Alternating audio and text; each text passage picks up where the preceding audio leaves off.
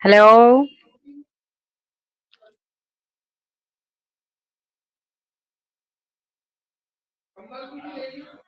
Hello.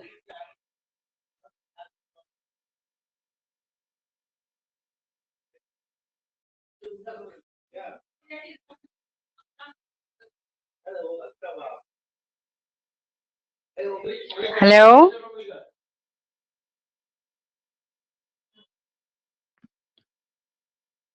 Hello.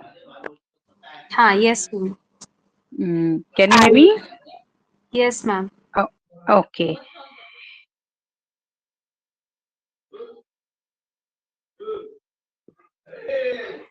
Can you see the whiteboard? Yes, ma'am. Okay. तो expenditure हम sorry savings हो जाएगी हमारी पी क्यू आर की हो जाएंगी 2x माइनस 5y, जिसके हम एक्सपेंडिचर को सब्ट्रैक्ट कर देंगे तो ईच की हमारी सेविंग्स आ जाएंगी. ओके. और गिवन है हमारा, it is given that P saves from 1/5 of his income. तो 1/5 जो उसकी इनकम है, अगर 2x तो हमारी इनकम है ही, उसका 1/5 कर देंगे तो 2x अपॉन 5 आ जाएगा. अभी हम करेंगे व्हाइट बोर्ड पर, बस मैं ओरली बता रही हूँ. हाँ. तो हम इमेजिन कर लेते हैं. Okay,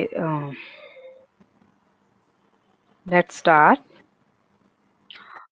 example 2.6.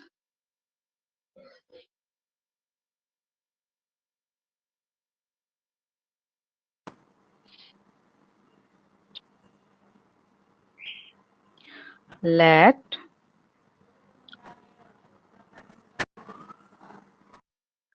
the incomes of P, Q, and R.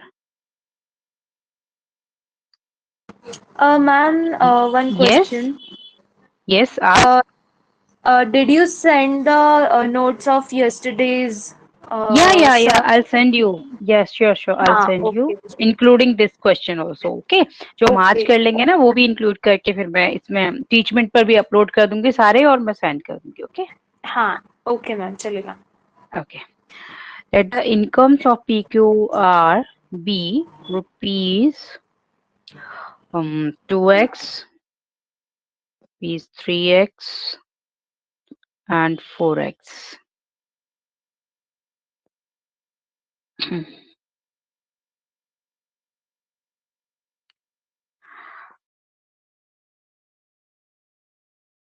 And expenditure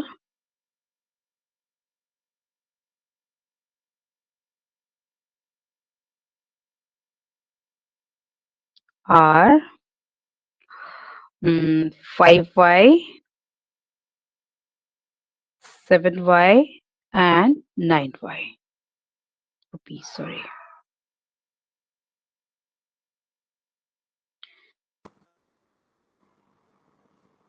Then their तो savings. मैम वो Yes. 5y, Mhm. 7y and 9y हमारे एक्सपेंडिचर है क्या? Yes. ये expenditures हो गए. Okay. हाँ. हाँ. हाँ. Yes, and the expenditures are 5y, 7y, and 9y. मैं और properly लिख देती हूँ. 1 second.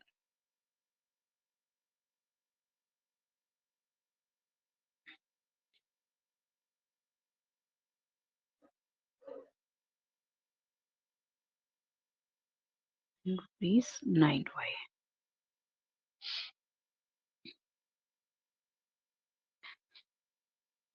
Then their savings. Savings में फाइंड करने के लिए हम क्या करेंगे कि इनकम में से एक्सपेंडिचर को सब्ट्रैक्ट कर देंगे. Saving will be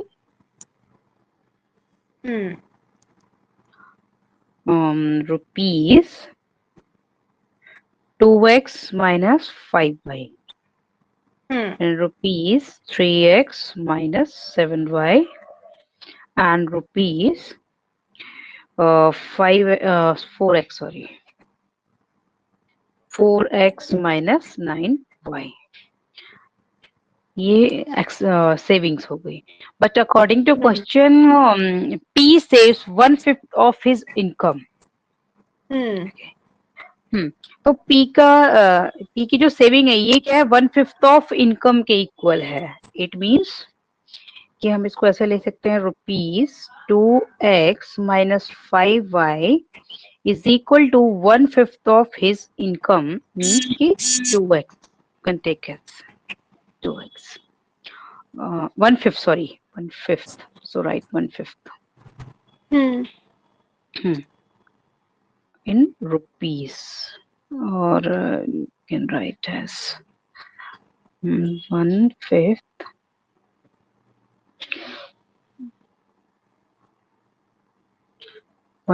of 2x, and you can write rupees 2x upon 5 also, and rupees 2x minus rupees 5y। तो हम x को वन साइड ले लेंगे और y को अनदर साइड ले लेंगे, ठीक है। मैम ये नहीं समझा मुझे।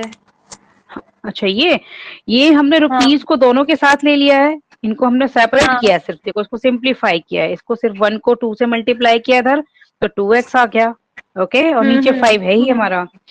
ये क्या है कि ये भी सेविंग है, ये सेविंग थी हमारी इस फॉर्मूले से, आई थी ना सेविंग, ये इससे मीन इनकम माइनस एक्सपेंडिचर से।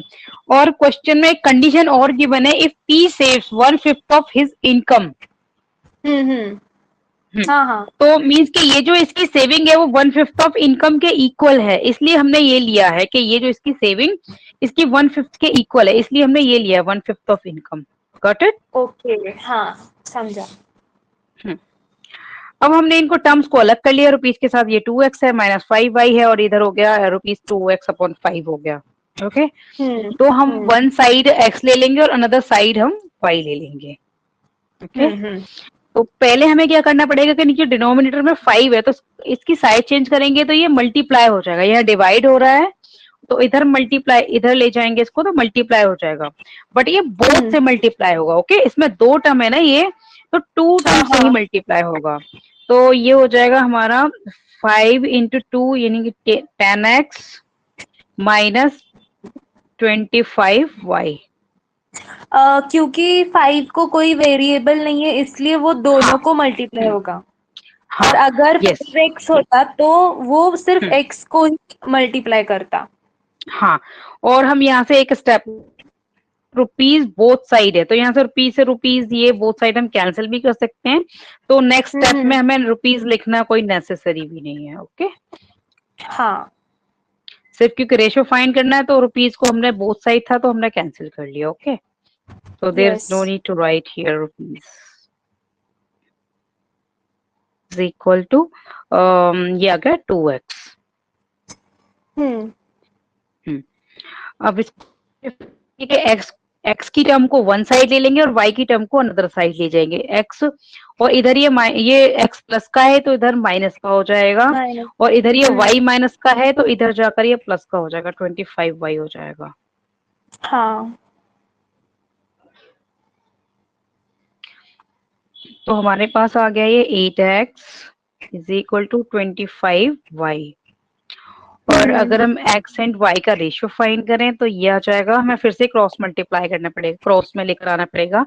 इट मीन्स कि x और यहाँ ले आएंगे हम y को, और 25 और 8 सॉरी 25 और 8 हमारा यहाँ आ गया डिनोमिनेटर में। ये स्टेप समझ आ गया? 8 को हम नीचे ले आए और y को इधर ले गए। हाँ। तो हमारा x इज टू y, हमें फाइंड क्या करना था? Let me check it. हमें फाइंड करना था, find the ratio of their savings का हमें रेशियो फाइंड करना है, ओके।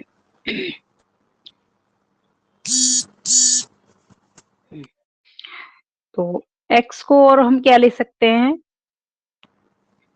या तो हम ये ले सकते हैं कि x इज इक्वल टू ये, और यहाँ से एक और स्टेप ले सकते हैं हम, यहाँ से अगर हमें रेशियो फाइंड करना है इसका तो इधर से ले लेंगे, क्योंकि हमें क्या करना है, हमें सेविंग्स का रेशियो फाइंड करना है। तो हम यहाँ से x की वैल्यू ले सकते हैं इन टर्म्स ऑफ y, तो ये आ जाएगा हमारा 25/8y। x को हम क्या लिख सकते हैं, 25 अपॉन 8 y हाँ के इक्वल लिख सकते हैं। अब ना जहाँ भी x है हमारा टर्म्स में सेविंग्स वाली में, वहां पर हम y की वैल्यू ले लेंगे, ये पुट कर लेंगे x की वैल्यू जो अभी आई है ना वो। तो सेविंग्स थी हमारी मीन्स वो y जो y है वो क्रॉस मल्टीप्लाई होके यहाँ पे आया। हाँ हाँ हाँ हाँ ठीक है। हाँ या तो हम डायरेक्ट यहाँ से भी ले सकते थे, इस स्टेप से भी ले सकते थे हम यहाँ से, ठीक है। हम्म और बस हम्म यहाँ पे इसकी इस स्टेप की नीड नहीं है, मुझे लगा कि एक्स एंड वाई का रेशियो फाइंड करना है, तो इसकी नीड नहीं है, जो स्टेप था ना इसकी कोई नीड नहीं है, डायरेक्ट हाँ यहीं से हाँ ले सकते हो। सिर्फ हमने 8 को हमने क्रॉस मल्टीप्लाई में नीचे ले आए हम 8 को, ठीक है। हाँ हाँ हम्म, तो हमारी सेविंग्स क्या थी, पी की सेविंग थी हमारी नहीं पी की थी हमारी 2x माइनस 5y, यस। तो ये थी 2x माइनस 5y। y तो 2 इंटू एक्स की वैल्यू है 25/8 माइनस, और ये y और ये 5y है, तो इसको सिंप्लीफाई कर लें हम। तो ये हो जाएगा, इसको 8 को कैंसिल कर देंगे और इसको सिंपली ये भी कर सकते हैं कि जैसे हमने 8 को ले लिया, कैंसिल करने की बजाय, क्योंकि सभी में तो कैंसिल होगा नहीं, तो नीचे ना डिनोमिनेटर अगर सभी का सेम रखेंगे तो फाइनली हम इनको कैंसिल कर पाएंगे। तो ऊपर क्या करेंगे, 25 एंड 2 को मल्टीप्लाई कर दिया तो ये 50 आ गया। वैसे तो हम इसको डायरेक्ट भी कर सकते हैं, बट मैं स्टेप बाय स्टेप अंडरस्टैंडिंग के लिए करा रही हूँ, ओके। हाँ तो इसको एज अ फ्रैक्शन सॉल्व कर लेंगे। You know how to solve the fraction? No ma'am. हाँ, मीन्स कि हमें क्या जैसे कि डिफरेंट डिनोमिनेटर्स होते हैं ना, जैसे इसका 8 है हमारा डिनोमिनेटर, तो हम दूसरे वाले को भी 8 कर लेंगे, तो 8 को हमें यहाँ पे भी मल्टीप्लाई करना पड़ेगा और ऊपर भी मल्टीप्लाई करना पड़ेगा, ठीक है, ओके सेम ओके डिनोमिनेटर हाँ करने के लिए। तो सेम डिनोमिनेटर हो गए, माइनस ये 8 5 40 y हो गया, और नीचे हमारा जब सेम डिनोमिनेटर होता है ना तो हम वन टाइम यहाँ लिख लेते हैं। हाँ तो अब हमारा बचा ये 10y ओवर 8, ये पी की सेविंग आ गई हमारी 10y ओवर 8, ओके। अब हम क्यू की सेविंग फाइंड कर लेते हैं। क्यू की सेविंग क्या थी हमारी 3x, right, 3x minus 7y, 7y 3x minus 7y। अब हम x की वैल्यू पुट कर देंगे, तो 3 और x की वैल्यू क्या थी 25/8 y माइनस, और यहाँ से हम इसको सिंप्लीफाई कर लेंगे फर्दर, तो ये हो जाएगा 75 ओवर 8 y माइनस 7y। और फर्दर सॉल्व करेंगे इसको, तो वैसे ही हम इसको 8 इंटू 8 कर लेंगे ना, both side numerator and denominator में सेम करने के लिए। This is the rule to solve fraction. और इसको क्लियरली लिखते हैं, माइनस ये 8 और इंटू 1, और यहाँ पर भी 8 इंटू 1 हो गया, सॉरी 7 है ऊपर, इंटू y है। तो यह 75 माइनस 8 इंटू 7 है, यहाँ पर ये 7y है, तो ये 56 हो गया, 56y, और नीचे हमारा 8 आ जाएगा। तो ये बचा हमारा 19y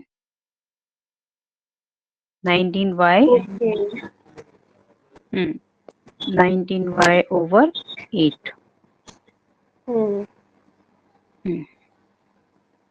अब हमारी r की सेविंग क्या है, r की थी I think 5x minus 9y, right, नहीं 4x 4x, sorry minus 4x है, 9y। ओके ओके हाँ 4x ये है, ठीक है। तो 4 इंटू एक्स की वैल्यू है हमारी 25/8y माइनस 9y, 9y और नेक्स्ट ये हो गया 100/8y, और इसे भी हम वही 8 से मल्टीप्लाई कर लेंगे इन न्यूमरेटर एंड डिनोमिनेटर।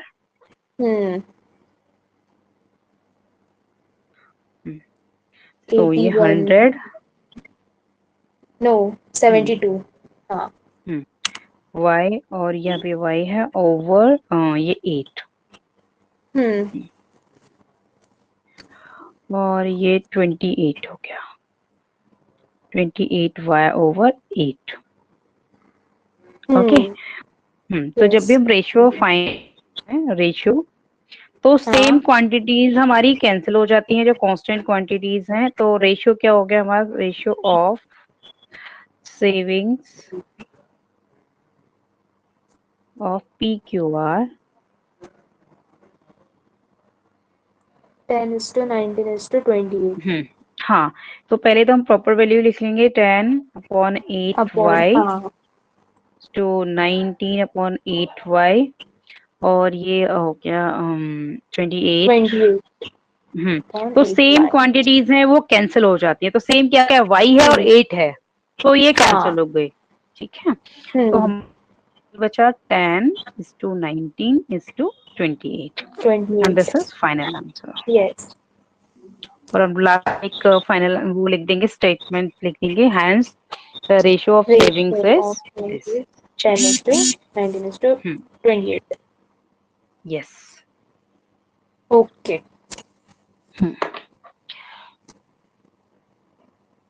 अब प्रपोर्शन है। प्रपोर्शन है।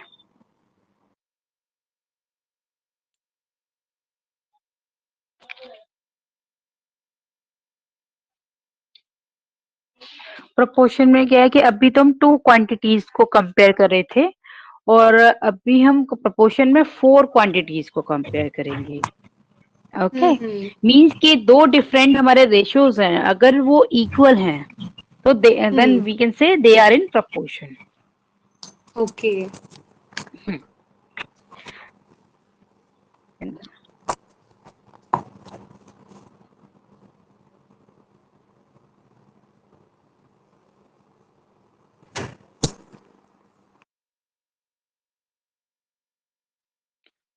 Proportion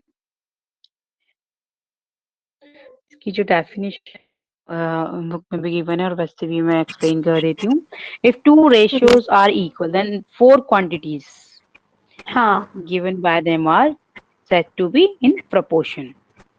So let two ratios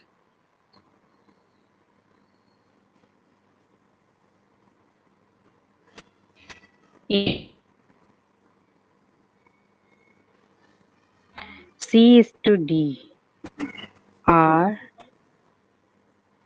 in proportion or are said to be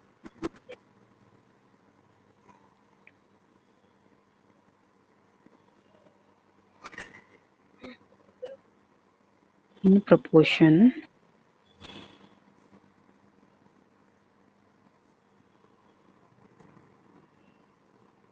if A is to B, ये प्रोपोर्शन का साइन है, या फिर इसके जगह पर हम इक्वलिटी का साइन भी ले सकते हैं। इट मीन्स कि आप ये भी ले सकते हैं A is to B is equal to C is to D, or you can write in fractional form like this. Okay. Okay.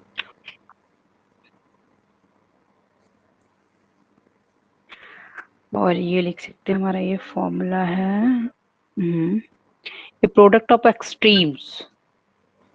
Extremes as in extremes means के ये तो हो गई मीन, मींस के मिड वैल्यूज जो है हमारी, ये तो हो गए एक्सट्रीम्स, ये ए एंड डी, एंड ये हो गए मीन्स।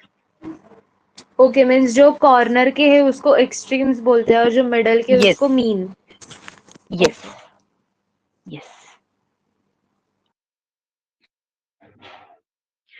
मीन के हम अगर इनको मल्टीप्लाई करें, क्रॉस मल्टीप्लाई करें इन दोनों को, तो ये आ जाएगा A into D is equal to B into C, and we say product of extreme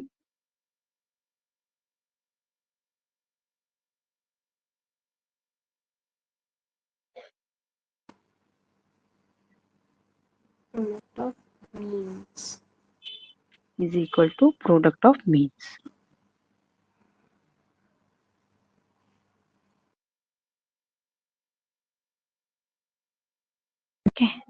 अब नेक्स्ट इसका जो टाइप है प्रपोर्शन के, डिफरेंट डिफरेंट टाइप्स के प्रपोर्शन है वो हम करेंगे।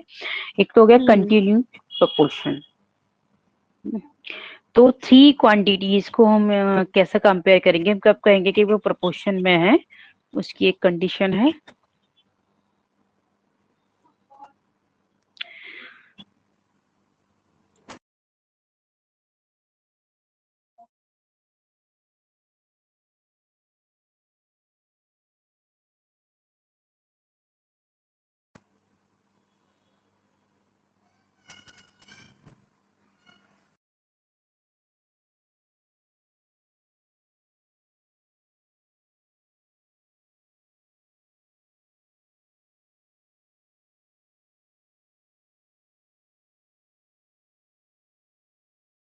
Continued proportion.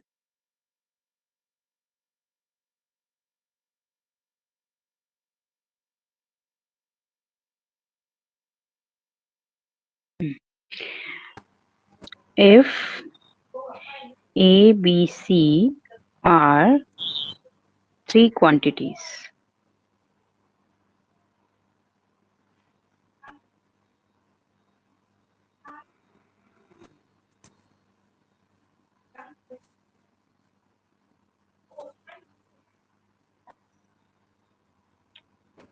three quantities of same kind.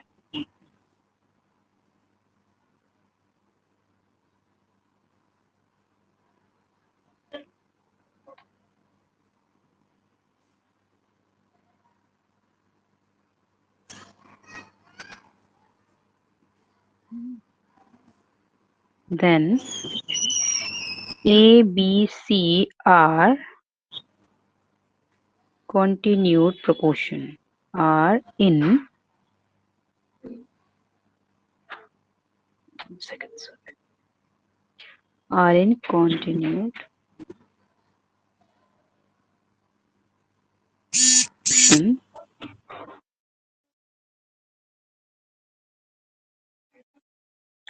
if A upon B is equal to B upon C. Okay. And here B is called mean proportion to A and C. Here mean proportion. B is mean proportion, क्योंकि both side, यहाँ पर भी हमारा B है mid में और इधर भी, ठीक है। जैसे हमारी यहाँ पे ये दोनों वैल्यूज थी, देखो मीन वैल्यूज क्या थी यहाँ पर, इधर B थी यहाँ और ये C है, बट इस केस में क्या है कि दोनों जगह B है ना। प्रपोर्शन है। Okay yes. देन बट उसे मीन क्यों कहा जाता है? मीन की जो मिड जो है ये वैल्यू ना, मीन, ठीक है। और मीन एक हमारा स्टॉर्म से आया है, एवरेज, एवरेज, एवरेज भी हम वहाँ लर्न करेंगे, भी किया नहीं है, ठीक है। यस। तो इसमें एक तो हमारा अर्थमेटिक मीन होता है, तो वो तो हमारा हो गया जो सिंपल जो एवरेज है, और इधर ये जो B square is equal to A into C है, ये ज्योमेट्रिक मीन है। ये सिलेबस में ज्यादा डीपली नहीं है, सिर्फ इतनी ही टर्म इसमें यूज हो रही है, ठीक है। तो ये जो मैं हाँ, ये मल्टीप्लाई उस वो होता है एडिशन में, उसमें टर्म्स ऐड होती है या मल्टीप्लाइड है, तो ये हमारा ज्योमेट्रिक मीन है, इसमें डायरेक्ट मीन दे रखा है।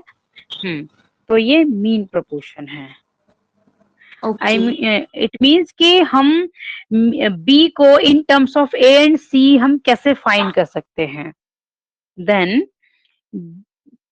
बी इज कॉल्ड, मीन्स कि अगर हमें बी की वैल्यू फाइंड करनी है, मीन्स कि हमें बी अननोन है हमारा, ठीक है, हमें ए एंड सी गिवन है और मिड वैल्यू हमें पता नहीं है, तो हम ए एंड सी की हेल्प से ये फाइंड कर सकते हैं।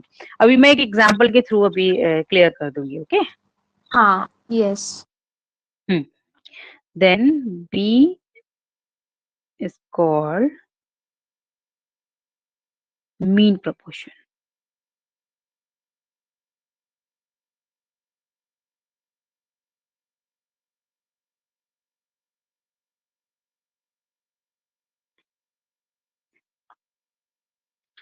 To A and C.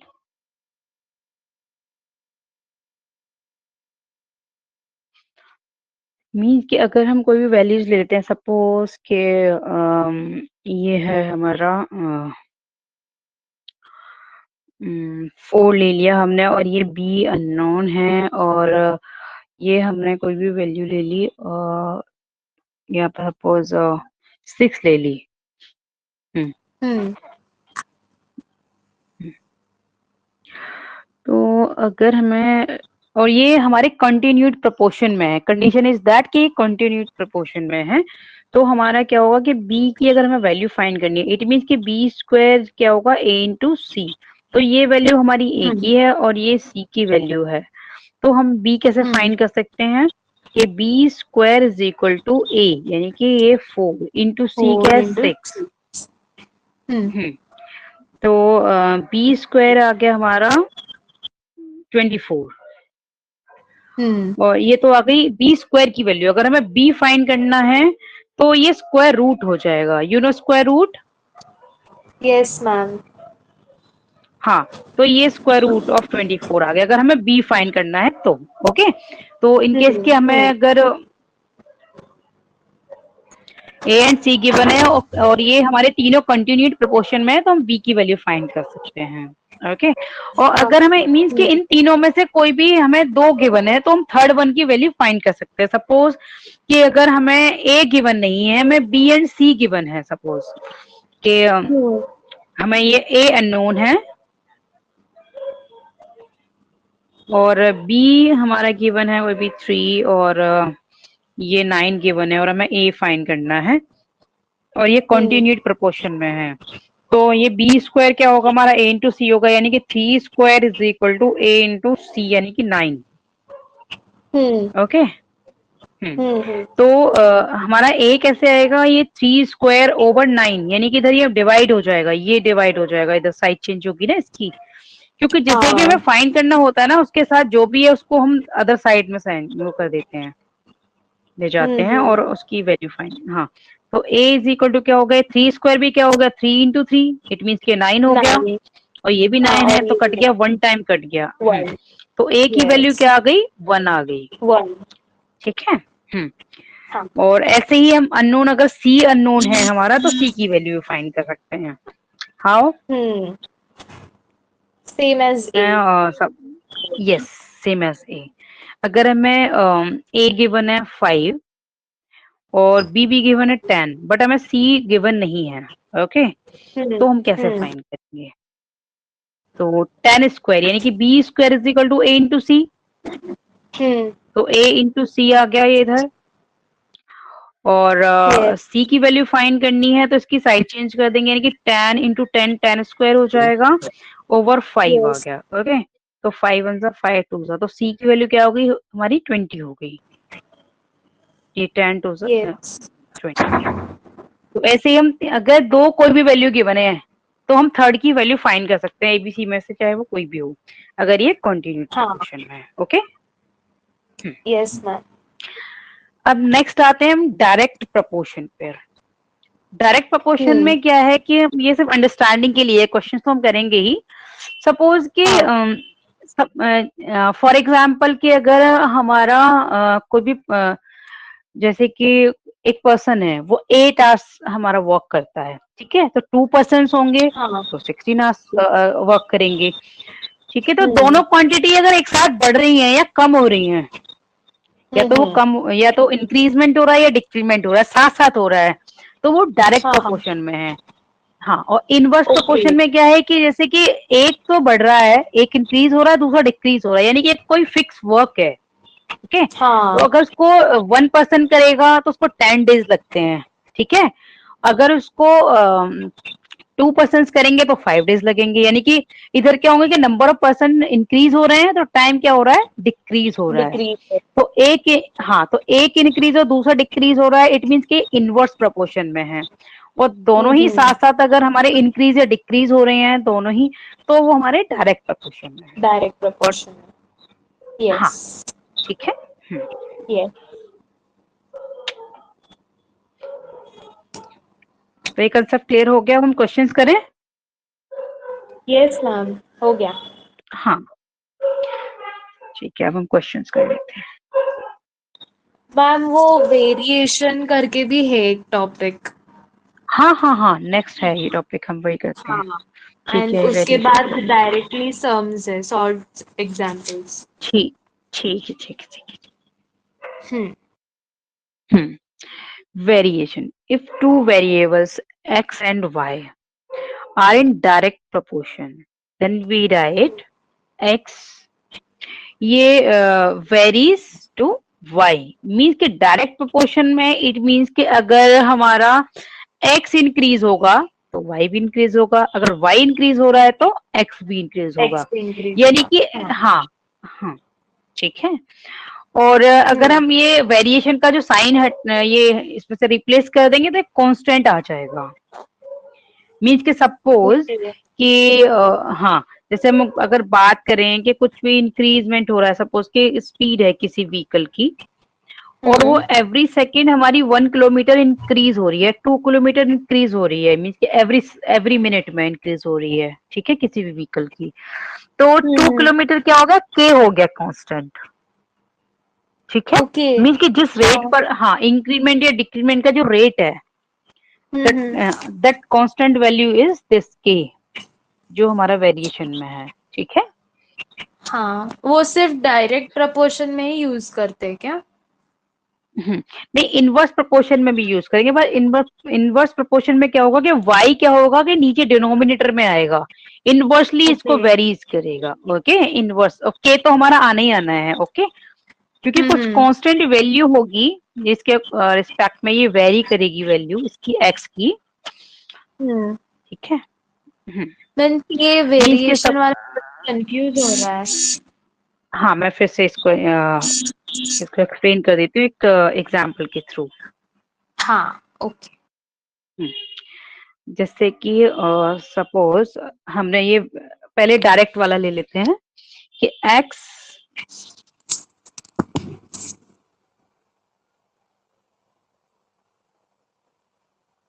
Proportional, ये प्रोपोर्शनल का साइन है, ये जो हाफ ऑफ हम्म इंफिनिटी जैसा है हाँ तो ये प्रोपोर्शन का या वेरी भी कह सकते हैं इसको, x proportional okay. To y, directly proportional, ठीक है। दोनों ही हमारे सेम हम्म न्यूमरेटर में है, मीन्स के एज अ नंबर है, तो ये डायरेक्ट प्रोपोर्शन में है। अगर एक हमारा इनवर्स फॉर्म में होगा तो वो इनवर्सली प्रोपोर्शन हो जाएगा, ठीक है। तो हम्म मीन्स के इट मीन्स के अगर y की वैल्यू में कोई भी चेंज होता है, इंक्रीजमेंट का हो या डिक्रीजमेंट का, तो सेम एज x की वैल्यू में भी चेंज होगा। सपोज कि अभी हम्म मैंने स्पीड का एक एग्जांपल लिया कि हमारी speed with in time increase हो रही है, एवरी मिनट या एवरी आवर।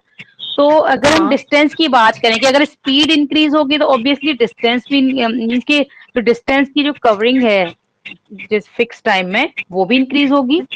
मीन्स कि अगर हम्म सपोज के 40 किलोमीटर पर आवर है, अगर वो 50 किलोमीटर पर आवर हो गई तो 1 आवर में हमारी 50 किलोमीटर डिस्टेंस कवर होगी, ठीक है। तो स्पीड अगर हम्म हमारी इंक्रीज हो रही है तो डिस्टेंस की जो वो है लेंथ है वो भी हमारी इंक्रीज हो रही है, ठीक है। तो ये तो हो गया हमारा हम्म डायरेक्टली प्रोपोर्शन, किधर हम स्पीड बढ़ा रहे हैं तो हमारी डिस्टेंस भी हमारी ज्यादा कवर हो बढ़ रही रही है। है। और हाँ, और इनवर्सली प्रोपोर्शन में क्या है कि मान लो हमारी डिस्टेंस तो फिक्स है, ठीक है। तो हम्म अगर हम स्पीड को इंक्रीज करेंगे तो हमारा टाइम कम लगेगा। हाँ। तो ये एक दूसरे के इनवर्सली प्रोपोर्शन है कि अगर हम स्पीड को डिक्रीज करेंगे तो टाइम हमें ज्यादा लगेगा, और अगर हम्म स्पीड को इंक्रीज करेंगे तो टाइम हमें कम लगेगा। तो ये एक दूसरे के इनवर्सली प्रोपोर्शन, ओके। ठीक मीन्स है। यहाँ पे ये जो एक दूसरे के कांस्टेंट वर्ड, हाँ मतलब जो हाँ कांस्टेंट हाँ वर्ड है ना, तो हाँ उसका मीनिंग यहाँ हाँ, पे ऐसे बनता है कि वो फिक्स है कि वो मीन्स की चेंज होगा। हाँ, मीन्स कि किस रेट पर वो चेंज हो रही है। सपोज कि जैसे हमने अभी एग्जांपल लिया कि 40 किलोमीटर पर आवर तो पहले से ही थी, बट वो एवरी ईयर में हम्म 10 किलोमीटर इंक्रीज हो रही है या डिक्रीज हो रही है। तो वो टेन हम्म किलोमीटर जो फिक्स जो इंक्रीज हो रही है, this rate is called constant. ये जो रेट कांस्टेंट है ये हाँ। कांस्टेंट है, हाँ, कि वो किस रेट पर इंक्रीज या डिक्रीज हो रही है कोई भी क्वांटिटी, ओके। मीन्स के जो चेंजिंग ओके। कांस्टेंट है, जो मीन्स के जो भी हमारा चेंजेस हो रहे हैं उसमें, तो दैट कांस्टेंट वैल्यू, हम्म ठीक है। ओके। और इनवर्स का भी समझ आ गया ना। कि किस रेट पर हमारा मीन्स के जो हमने अभी बात की कि डिस्टेंस अगर हमारी फिक्स है तो अगर हम स्पीड को इंक्रीज करेंगे तो टाइम लेस लगेगा और टाइम अगर हम स्पीड को डिक्रीज करेंगे तो टाइम हमारा ज्यादा लगेगा। हाँ, ठीक है, वो तो कॉन्सेप्ट किस क्लियर रेट, हो गई है। हाँ हाँ बट वो जो टेक्स्ट बुक में लिखा है ना कि x is equals to k upon y, तो वो यस, कैसे तो आया? हाँ हाँ हाँ, तो अगर हम ये प्रोपोर्शनलिटी साइन को जब लेना पड़ेगा और कांस्टेंट हम क्यों लेंगे, जैसे कि प्रोपोर्शन तो ये था कि भाई हमारी दोनों चीजें साथ साथ कम हो रही हैं या ज्यादा हो रही हैं, बट किस रेट पर कम या ज्यादा हो रही है, तो वो जो रेट है दैट इज के। हाँ ओके, तो जिस रेट हाँ। पर वो इंक्रीजमेंट या डिक्रीजमेंट जो भी हो रहा है हमारा क्वांटिटीज में, तो दैट रेट इज के। जैसे सपोज कि हमारी 10 किलोमीटर या 5 किलोमीटर पर आवर हमारी इंक्रीज होती जा रही है स्पीड, तो जो 5 किलोमीटर है, जो 5 है दैट इज के। Okay, now got yes it. Yes. और ऐसे ही हमारा इनवर्स प्रोपोर्शन में हो गया, सपोज कि हमारा टाइम लेस लगेगा और हमारी स्पीड इंक्रीज होती जा रही है, तो जो इंक्रीमेंट का जो रेट है तो वो हमारा के है, राइट। ओके। यस। नेक्स्ट हमारा टॉपिक है ऐसे ही, ये तो मैं लिख देती हूँ यहाँ पर।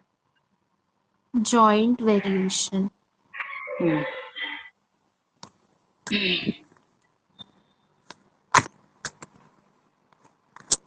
तो इसमें वेरिएशन का मीनिंग क्या है मैथमेटिक्स में?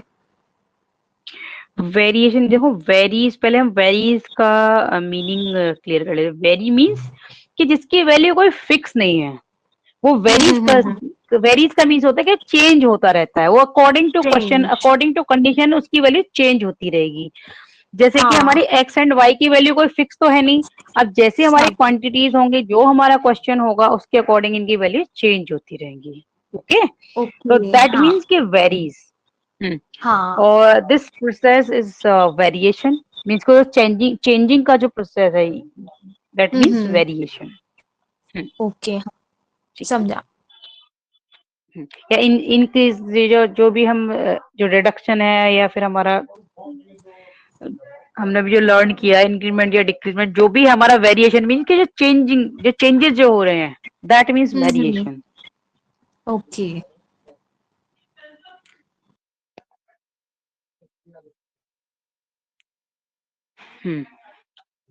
नेक्स्ट इनवर्स वेरिएशन का भी मीन समझ आ गया होगा। हाँ समझा। हम्म, ऐसे ही हमारा जो जॉइंट वेरिएशन, जैसे अगर हम तीनों की बात कर रहे थे अभी हम, डिस्टेंस टाइम एंड स्पीड की। वर्क। हाँ हाँ। हाँ, तो वैसे ही ये हमारा एक्स वाई एंड जेड है। अगर हम एक्स हम बात करें कि डिस्टेंस और वाई हमारी स्पीड और जेड हमारा टाइम हो गया। हम्म। ठीक है, तो ऐसे हम हम्म। इसको कंसेप्ट को क्लियर कर सकते हैं। Clear, yes. जॉइंट वाला। मैं लिख हाँ। देती हूँ अभी।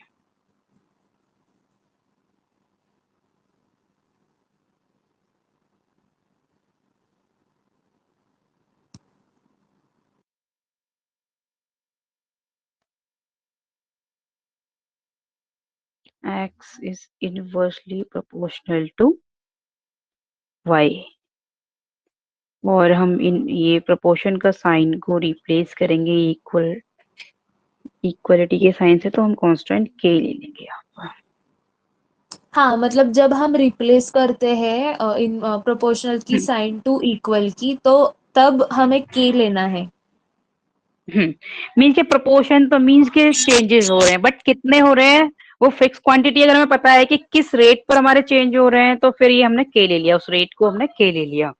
यहाँ तो सिर्फ ये हम्म। दिखा रहा है कि हाँ भाई इसका इनवर्सली चेंज हो रहा है, मीन्स कि एक इंक्रीज हो रहा है तो दूसरा डिक्रीज हो रहा है, बट कितना हाँ किस रेट पर हमारा ये हो रहा है चेंज, दैट इज के। ओके, हाँ। हम्म। अगर टू वेरिएबल्स के साथ है तो वो जॉइंट प्रोपोर्शन हो जाएगा, जॉइंट वेरिएशन भी कह सकते हैं इसको। ओके।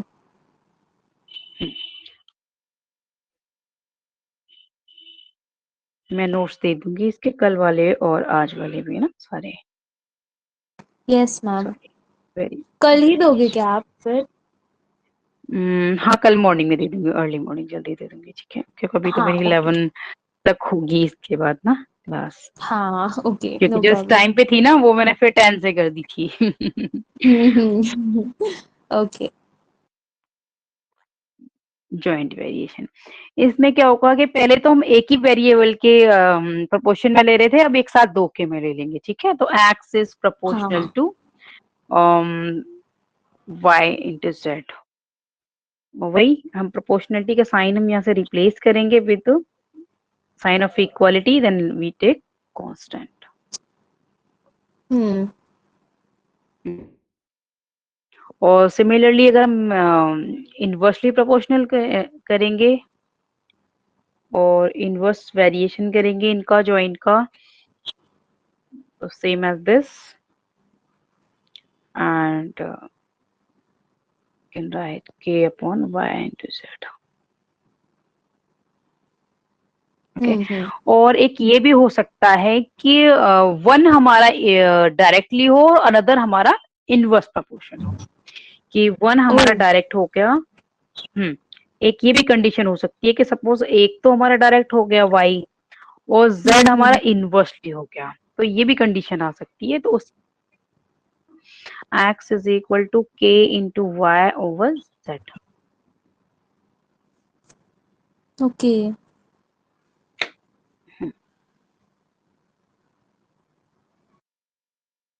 अब हम एग्जांपल्स कर लें।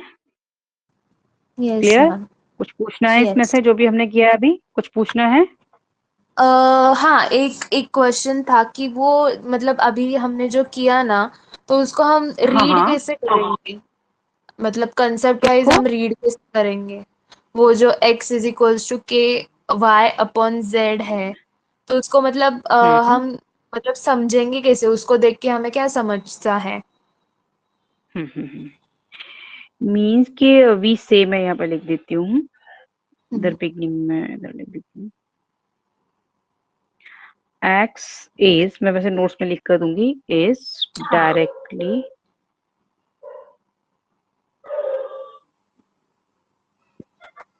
प्रोपोर्शनल, और डायरेक्ट वेरीज भी कह सकते हैं इसको, मैं दोनों लिख दूंगी, प्रोपोर्शनल हम्म। To Y. और ये तो हम कह सकते हैं एक्स इज इक्वल टू के वाई, वेयर के इज अ हाँ कांस्टेंट, हाँ। ओके। तो हम्म वेयर के इज कांस्टेंट,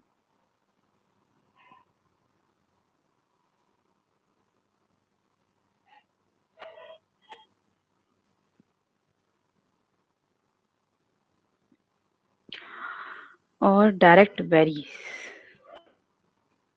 हम्म। इसको डायरेक्टली प्रोपोर्शनल कहेंगे, उसको इनवर्सली प्रोपोर्शनल कहेंगे, ओके। हम्म। इनवर्सली प्रोपोर्शनल इसको, इसे।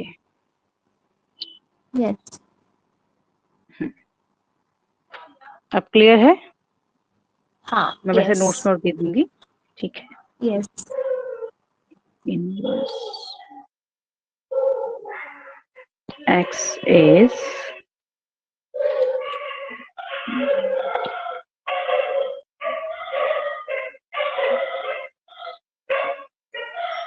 To y, okay. और यहाँ पर ले सकते हैं proportional to x and y and z, और हम्म। यहाँ पर लिख सकते हैं हम कि यहाँ पर inversely proportional to y and z, and here directly proportional to y and inversely proportional to z here, हम्म। ठीक है। तो ये मैं वैसे हैंड रिटन नोट्स में दूंगी ही, बस अभी अंडरस्टैंड कर लो। हाँ सब क्लियर है? हाँ। यस मैम, क्लियर है। ओके, तो अब क्वेश्चन करें। हाँ ma'am.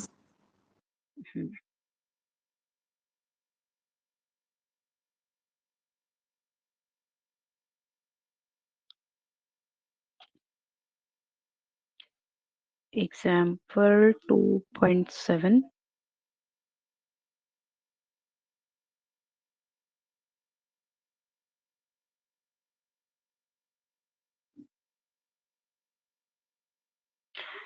we have to find x if 6 is to 15 proportion to 2 is to x.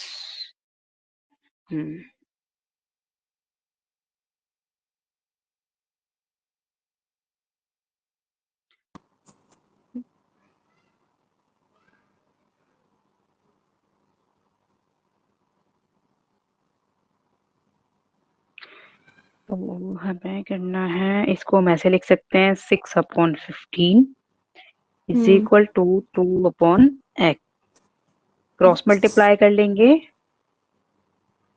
और इसको ना हम डायरेक्ट भी मल्टीप्लाई कर सकते हैं, जैसे 6 एंड x को डायरेक्ट मल्टीप्लाई कर सकते हैं, 2 एंड 15 को भी कर सकते हैं। ओके हाँ, वो product of extremes and product of mean. Yes ऐसे भी कर सकते हैं। तो मैं बोथ वे में बता दूं, x हो गया क्रॉस मल्टीप्लाई से और ये हो गया 2 into 15। ओके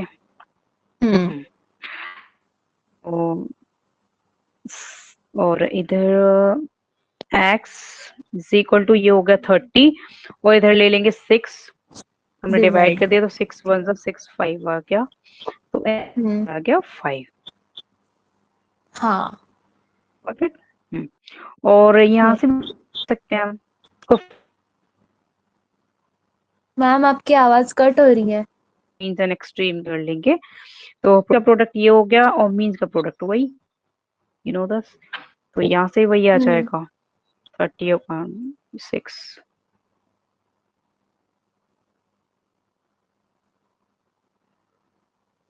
ठीक है, तो कैसे भी कर सकते हो।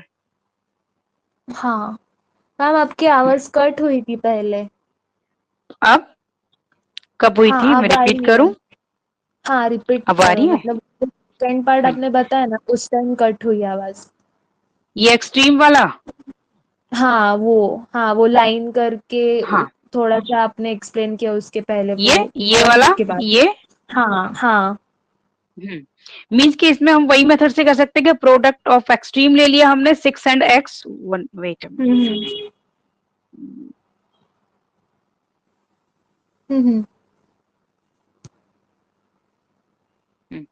तो ये हमने 6 एंड x को ले लिया, हमने प्रोडक्ट ऑफ एक्सट्रीम ले लिया इधर, ठीक है ये और प्रोडक्ट ऑफ मीन 15 into 2 ये ले लिया हमने। ओके और 6 को फिर हमने यहाँ पे डिवाइड कर दिया, तो 5 आ गया।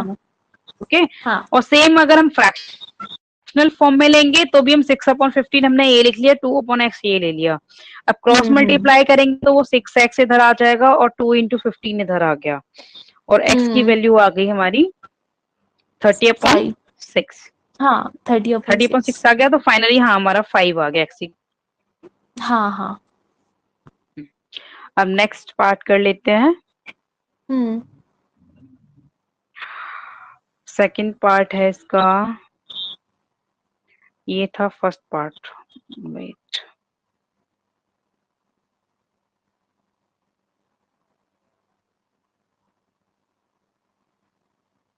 ये सेकंड पार्ट है। 15 to 27 proportion to x is to 45। तो हम product of mean and extreme से कर लें या फिर फ्रैक्शनल किस फॉर्म से करोगे? ठीक है, प्रोडक्ट वाली फॉर्म से कर देते हैं। हाँ तो product of extreme and means हम किसी भी साइड पे ले सकते हैं, अगर जिधर भी हमें एक्स लेना है, मीन्स अगर जिधर भी हमारा एक्स आ रहा है उसको लेफ्ट हैंड साइड में रखेंगे, ठीक है। तो प्रोडक्ट ऑफ मीन को हम इधर लिख सकते हैं 27x is equal to product of extreme हमने इधर ले लिया 15 into 45। तो x हमें फाइंड करना है तो 27 से इसको डिवाइड कर देंगे। तो 27 को इसको हम 3 से कर सकते हैं पहले।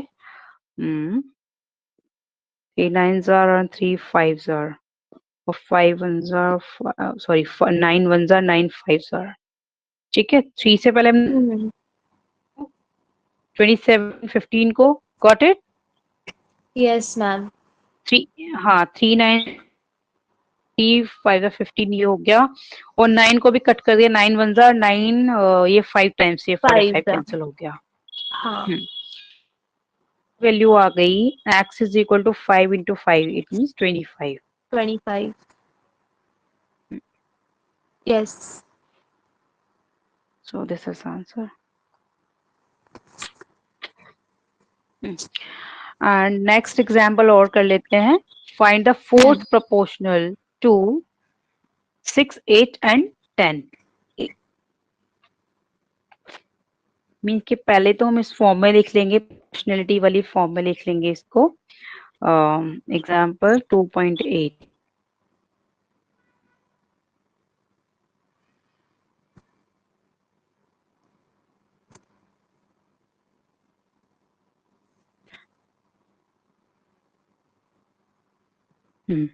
तो फर्स्ट प्रोपोर्शन को पहले हम x कंसीडर कर लेंगे. तो let x be the fourth proportion.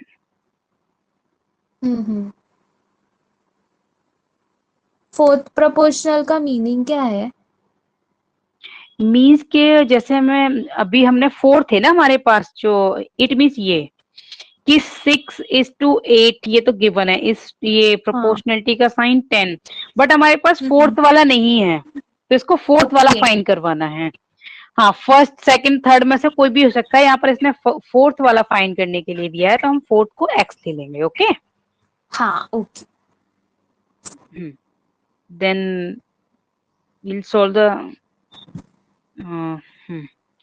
we'll solve by the same method, product of mean and extreme. तो 6x एक्सट्रीम का प्रोडक्ट ले लिया हमने, 6 into x and 8 into 10. x is equal to 8 into 10 over upon 6. Yes.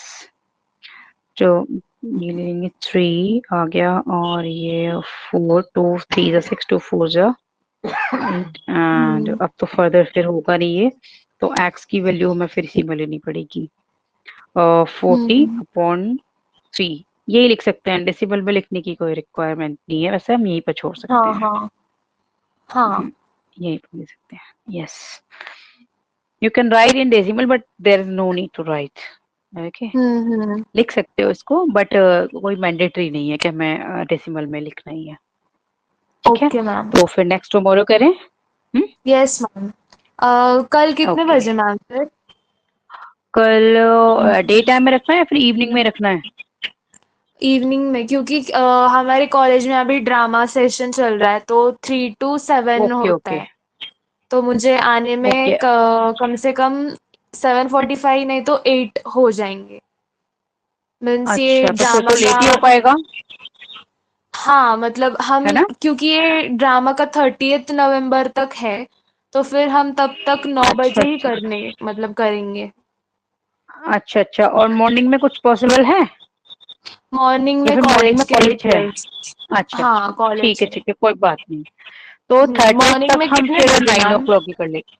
Morning में चल कितने बजे का कॉलेज है? बताओ मुझे, फिर मैं मैनेज करूँ, देखती हूँ फिर मैनेज हो सकता है कि नहीं. मेरा 9:30 से मतलब 9:30 to 2 है. ओके, फिर तो मुश्किल है. हाँ, तो ठीक है, फिर हम 30 तक फिर वही कर लेंगे. हाँ, 9 ही कर लेंगे. ठीक है.